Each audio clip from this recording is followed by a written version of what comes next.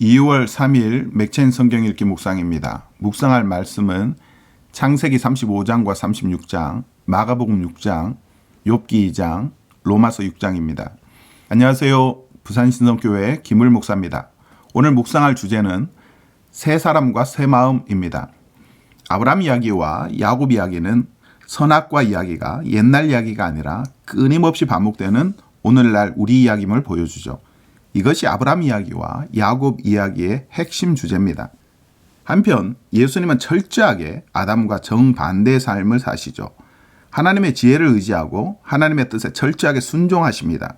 그리고 예수님께 믿음을 가지고 나오는 사람들을 새롭게 변화시키시죠. 바울은 아담을 옛사람이라고 말하고 예수님을 새사람이라고 말합니다. 예수님을 따르는 건 아담과 같은 옛사람을 떠나서 예수님과 같은 새사람이 되는 걸 의미하죠. 이러한 신성한 상징이 세례라고 말합니다. 세례를 통해 옛사람 아담은 십자가에서 죽고 새사람은 예수님과 함께 부활합니다. 이것이 예수님을 따르는 사람들에게 일어나는 새로운 변화죠. 그렇다면 옛사람을 떠나 어떻게 새사람이 될 수 있을까요? 첫째, 마음이 새로워져야 합니다. 아브라함과 야곱을 묵상하면 무엇을 알 수 있습니까? 남을 속이는 패샤, 즉 뱀짓을 끊임없이 하고 있다는 거죠. 요셉을 애굽에 파는 패샤 때문에 결국 애굽의 종이 됩니다. 애굽의 종이 된 이스라엘 백성을 구원해 주시고 시내산에서 언약을 맺으시죠.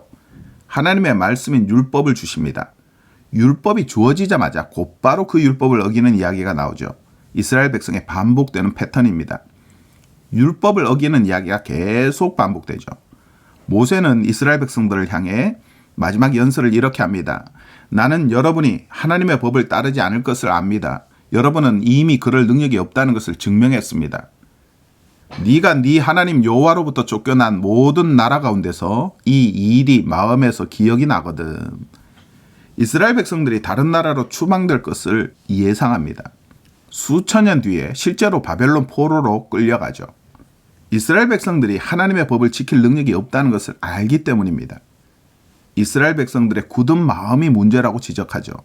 변화된 새로운 마음이 있어야지만 하나님의 말씀을 따를 수 있을 거라 말합니다. 네 하나님 여호와께서 네 마음과 네 자손의 마음에 할례를 베푸사. 마음의 할례는 비유하자면 옛 마음을 잘라내고 새 마음을 이식하는 겁니다. 옛사람 아담의 옛 마음을 잘라내고 새사람 예수님의 새 마음을 이식하는 거죠.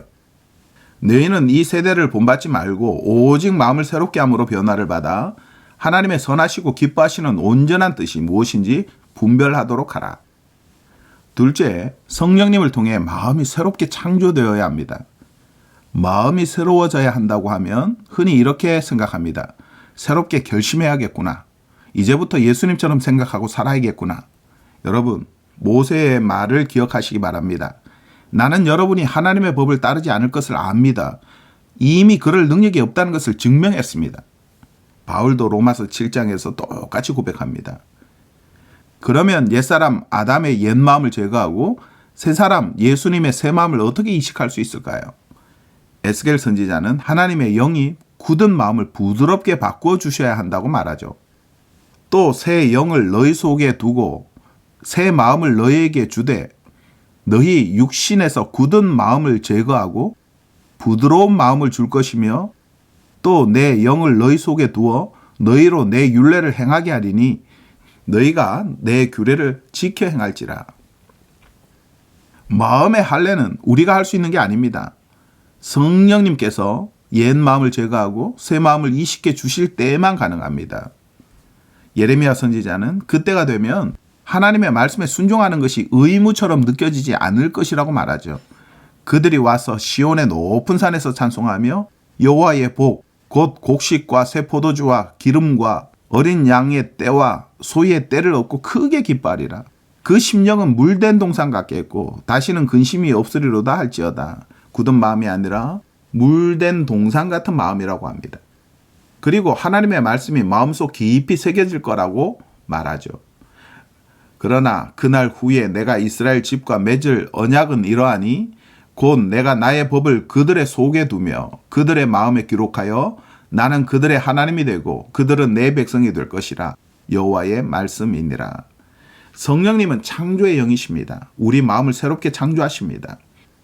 성령님이 우리 굳은 마음을 제거하시고 부드러운 마음, 물된 동산과 같은 기쁨이 넘치는 마음으로 변화시켜 주십니다. 그럴 때 새 사람, 예수님의 새 마음을 가진 새 사람이 되죠. 잠시 기도하겠습니다.